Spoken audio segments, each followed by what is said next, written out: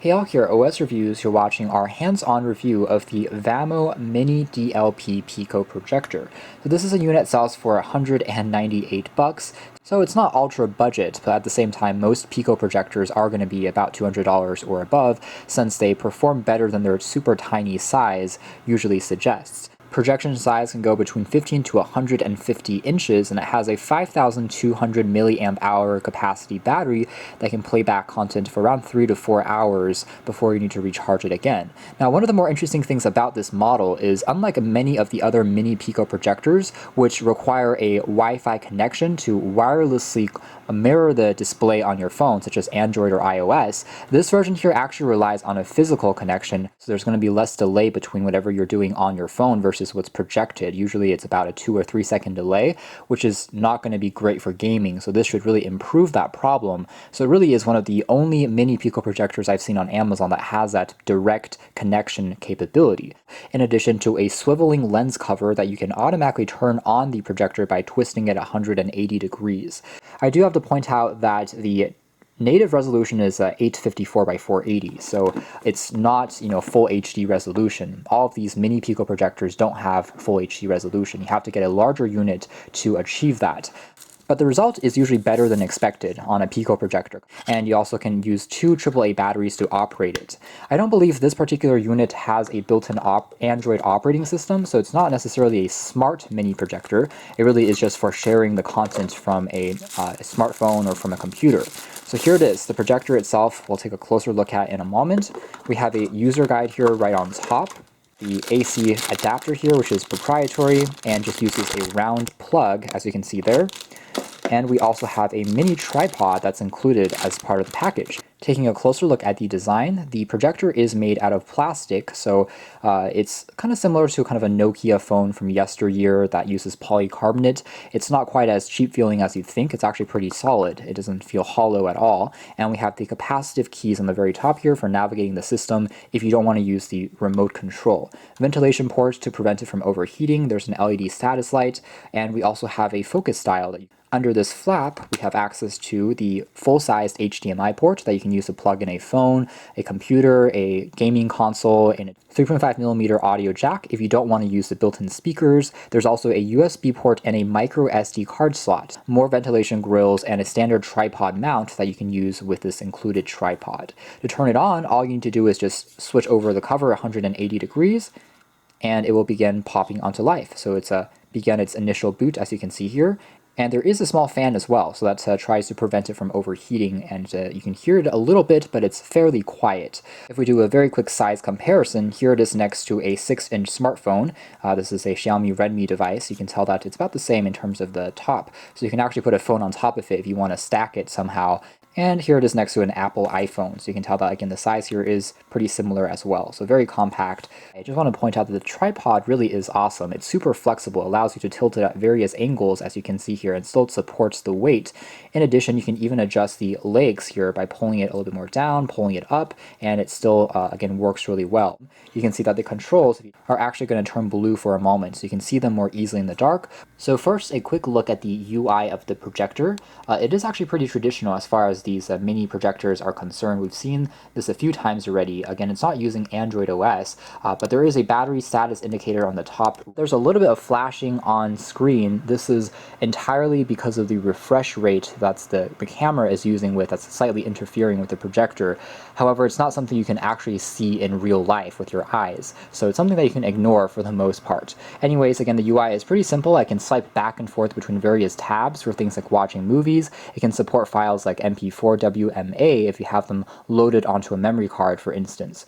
And when you are in a mode like the HDMI, you can also use the arrow keys to then control the volume by pressing it up and down. The projector is actually surprisingly bright. Even if I have some lights turned on here in this room, you can still see all the text pretty clearly. So switching over to an actual projector screen, let's go over some of the features now, starting with the smartphone capability. You need to install an application called EasyCast on both iOS or Android, depending on the device you're using.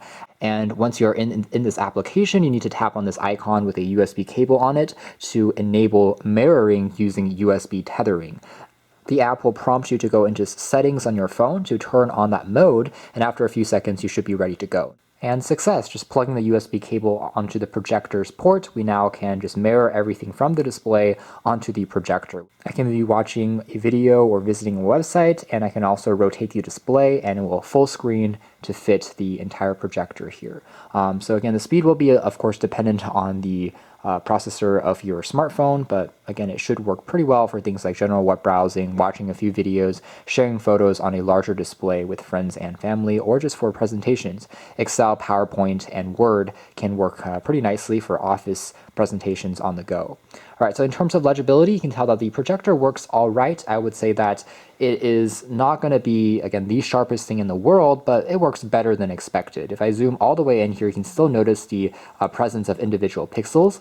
In terms of colors and saturation, it is a little bit on the muted side. It definitely isn't HDR compatible, so you're not going to get the most punchiest colors, but as a whole, it still is pretty enjoyable, especially considering the size, which is very close to a smartphone in form factors. Now, what I will say is, even though it's using this direct USB cable, it's still not instantaneous in terms of latency. If I write something here like hello, you can see that it's taking maybe a ever so slight split second before it's completely mirrored onto the large screen, but it's fairly minimal. Because when you are plugged in by USB, it actually continues to charge your phone as well, which is pretty cool. Next feature will be just a direct HDMI port, and you can tap on the input source key on the left to toggle between these different modes. And for instance, let's toggle into HDMI, tap on OK, and it will switch quickly to that source. We see that the device is actually coming in at 1080p at 60 Hz, but of course the native resolution of the projector is 480p, but it supports, of course, HD sources such as computers, DVD players, Blu-ray players, so on and so forth. Faster. Now I can tap on function and the kind of page down key, which also has an arrow on the side here that circles to change into the next animation. So over here. Alright, so just muting it there. Takeaway is that the built-in speakers are okay. They get louder than expected, but it's a little tinny sounding, not a lot of bass, of course. So you're going to have the best experience by plugging in your own headphones or using your own speakers still. But in a pinch, it does work. So here's a sample of what a presentation looks like, just using Google Slides or something like PowerPoint, and you're able to just go back and forth. Text is still pretty easy to see and be legible, as long as you have the lights dimmed inside the room. Right now we still have a few background lights turned on, and it still is actually pretty easy to see. And in terms of focusing, it is pretty easy to do with the little dial there, so you can twist it ever so slightly, just depending on, again, how far away you are from your source. But they also do include a guide that you can use that tells you, such as how far away and what the relative projection size should be, snapped into focus. So that is more or less it as far as our quick hands-on review of the S1 Mini Pico projector. I think that overall it performs pretty well. I like the fact that they do have this full HDMI option, since again the previous versions we saw before didn't actually include that. One in particular had an HDMI port, but what it did was not actually allow you to pass through video to the projector. It only allowed you to mirror what the projector was seeing onto another display, which is kind of pointless in my opinion. So they actually got it right here, but of course this version here does not have an Android operating system or a built-in kind of Wi-Fi option, which would have been nice, but then again, having built-in Android I don't think is the most necessary thing in the world, since it's never going to be as powerful as your smartphone or a computer anyways, and so just having this regular option of connecting it to your primary device, I think makes more sense for most folks. So if you are looking for a easy to use mini projector that is just very simple to set up, easy to connect to many sources, whether that's a computer, a smartphone, iOS, or Android, this could be worth taking a closer look. Thanks for watching here at OS Reviews.